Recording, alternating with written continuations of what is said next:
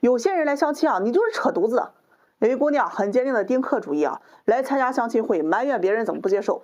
大姐，你给人断子绝孙，你让别人怎么接受啊？气得我是血压乱窜啊！有2天没发视频了，办相亲会去了，办了4场，忙得要命。今天上午呢是硕博专场相亲会，人不多。会上呢就发生了一件很有意思的事情。有一个女孩子今年28岁啊，身材高挑，很好看，就长得特别像那个高圆圆，是一个女医生。相亲会上面就有3位男士就特别喜欢她，跟她表白啊。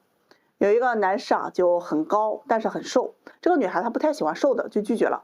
还有2位男士啊，这姑娘觉得还行，一位是牙科医生啊，共同话题比较多；另一位呢是公务员，这工作好，人也挺帅，同岁的。1号男嘉宾就比较浪漫啊，喜欢画大饼，有点像那个《非诚勿扰》那种场面，跟姑娘说呀，见你的第一眼我就爱上了你，此生非你不娶。我不知道为什么喜欢你，就像我无法描述水是什么味道，但是我知道我需要你，就像我需要水一样。哎呀，你听人这表白词啊，听的人是麻酥酥的呀。2号男嘉宾啊就比较务实一点，说自己会做饭，会打扫卫生，会疼人，会照顾人。你开心我就陪你啊，你不开心啊我就安慰你。你要不说你是来相亲的，哥们儿，我都以为你是来应聘养老院的呀。这姑娘听完了，哎呀，特别纠结啊。2位男士都挺好的呀，她就很想问一个问题，2位男士就争先恐后，特别期待。这姑娘酝酿了一下啊，来了句：“我这辈子不生孩子，你们接受吗？”真的那一瞬间，现场是哑口无言啊！我呀，又吃惊又纳闷啊！你这是要丁克吗？他拿着话筒说：“对，我要丁克。我不喜欢孩子，我也不喜欢照顾孩子。在医院工作，这看了太多的生死离别，我也不希望我的人生太累。”还没等他说完，这1号男嘉宾啊就插话说：“不好意思，我接受不了。在我看来呀，有孩子才算完美，这丁克就是自私。”转身呢就走了。这姑娘当时就挺失落呀，转身呢这望向2号男嘉宾，她是很期待2号能够认可她的。这位男士就本着渡人渡己的精神，先劝他，你可以先过2人世界，后面再考虑孩子嘛。这孩子是希望生孩子人生才算完美，不生孩子现在舒服，老了会后悔的呀。结果这句话人女方听了直接很有意见啊，表示生不生那是自己的意愿，想生就生，不想生就不生，互相尊重就好了，你不需要来劝我。行了，2号嘉宾啊，看自己说不通啊，他就不接受这样的人生观，转身就退场。女孩子有点懵了啊，而且还有点失落。散会的时候呢，这姑娘就找我，她说特别想不明白啊，喜欢我不应该包容我的想法吗？听得我也是特别无语啊，妹妹，你是丁克呀，你要给人断子绝孙的呀。我问她你是真想丁克还是暂时的？她说是真的想，她觉得孩子是负担，生出来自己又抚养不好，她觉得有罪，她也不希望自己的人生啊过得太辛苦。哎呀，姑娘，我也挺认同你的想法，我觉得你想法很好，活着终究是为自己负责，只要不是一时的情绪输出啊，那啥决定都是你的事儿。但你丁克，你不能强迫去喜欢你的人接受你的观点吧？你可以找个愿意丁克的人再谈感情啊，但是你不能找个不想丁克的，就因为爱你，所以你要人家丁克。哎呀，这事就反了。就好像你想找个有车有房年入几百万的，没问题，但你需要找到已经有这个条件的人去爱你，愿意娶你，而不是你跟穷小子谈恋爱了，你就逼着他去给你买车买房，再给你几百万，这是一样的。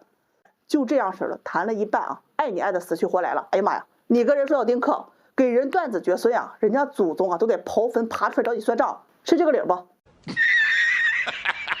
我跟你们讲啊，我特别不喜欢相亲圈里面吃回头草这个行为，因为想吃回头草的人不是喜欢，不是心甘情愿，而是相了一圈啊，权衡利弊之后的选择。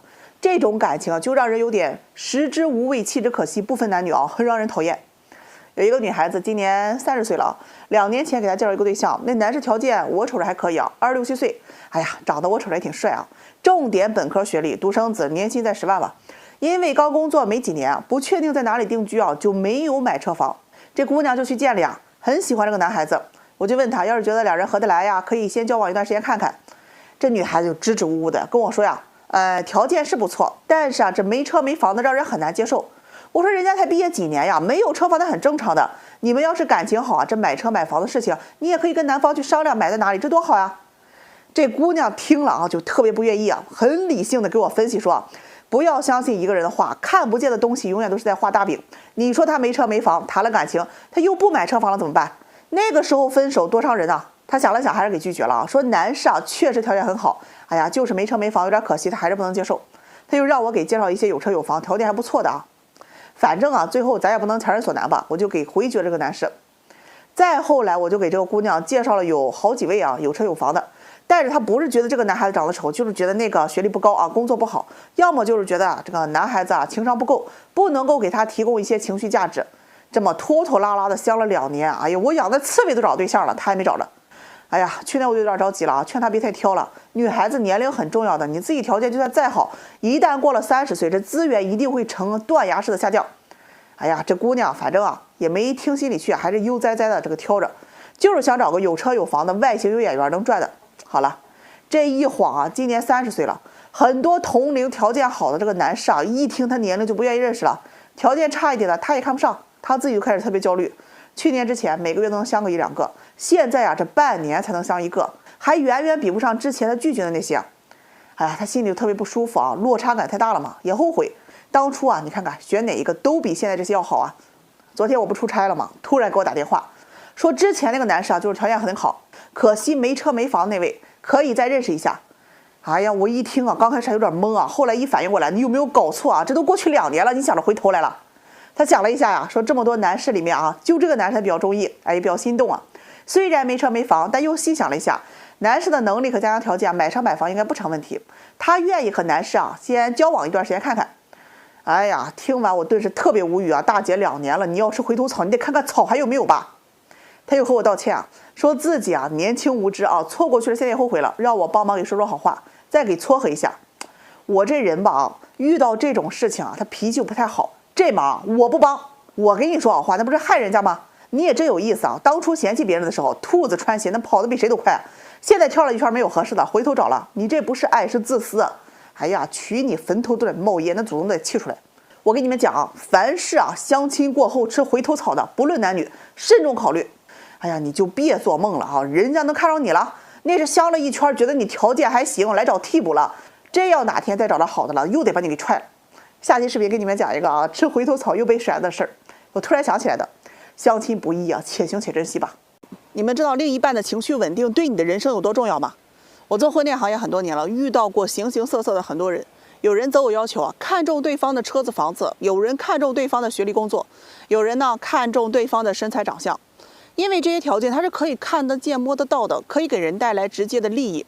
但是很少有人提出看重对方的情绪是否稳定。当你们去步入婚姻的时候，真正开始过柴米油盐，面对生活的考验的时候，你会发现能让你幸福感一直很强的，一定是对方的情绪稳定，它是切切实实关乎你这辈子幸福的。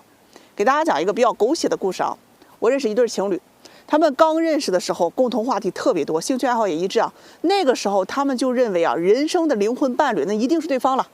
恋爱后呢，一起生活，做过很多的事情，去过很多地方，也有过很多美好的回忆。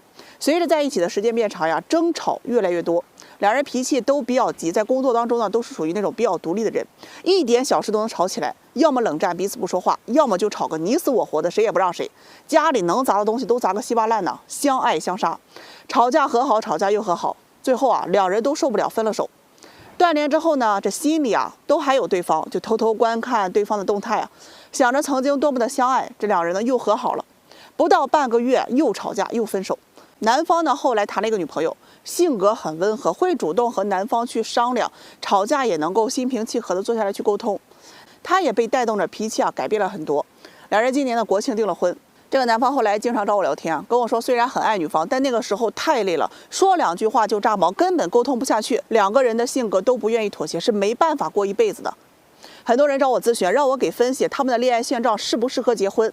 我始终坚信一个原则，是否能够步入婚姻，一定要看你们有多糟糕的时候，而不是看你们有多恩爱。在恋爱初期啊，是有着强烈的新鲜感的，人会本能的去掩盖自己的缺点，在喜欢的人面前显得很完美。随着时间的推移，热恋期过了之后，就会进入到磨合期，很多人就会开始抱怨，两人又开始吵架。他变了，他好像不那么的爱我了，他也会和我生气，他吵架后也不会哄我了。清醒一点，这才是大家原本的样子。当你进入到这个阶段之后，你就要去观察他的情绪是否稳定，你们吵架是怎样去化解矛盾的，这才是决定你们适不适合步入婚姻的关键。长达几十年的婚姻，关起门来过日子，过的就是性格和人品。这也是我跟很多来找对象的人强调的。情绪稳定是可以造福全家的，情绪不稳定的人是很容易严重影响到下一代。很多原生家庭不和睦的，他们的子女啊来找对象，会自卑，会恐婚，会不相信别人，他们的婚姻观都是歪的。长期家庭氛围不和睦，夫妻总是吵架，长年累月累积的负能量、负面情绪也会以生理上的疾病呈现出来。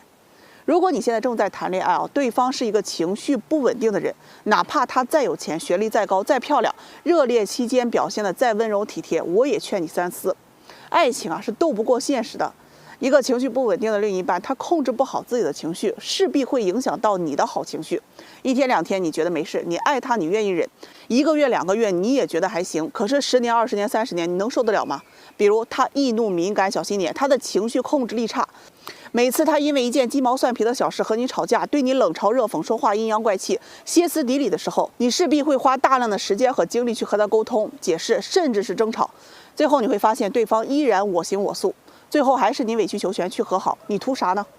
你1天的好心情可能都会轻轻松松的被这个人给毁掉了。所以我劝那些正在找对象或者是恋爱当中的伙伴们，在对方物质条件不拉垮的情况下，请务必选择一个情绪稳定的人。恋爱期间不要恋爱脑，也不要让物质条件成为你唯一的交友原则。不要闪婚，给自己充分的时间去考察对方的情绪稳定程度。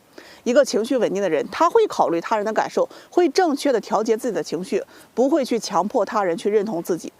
一个人情绪稳定，大概率他的工作、事业、原生家庭都不会差。这句话你品，你细品，反过来细细的品。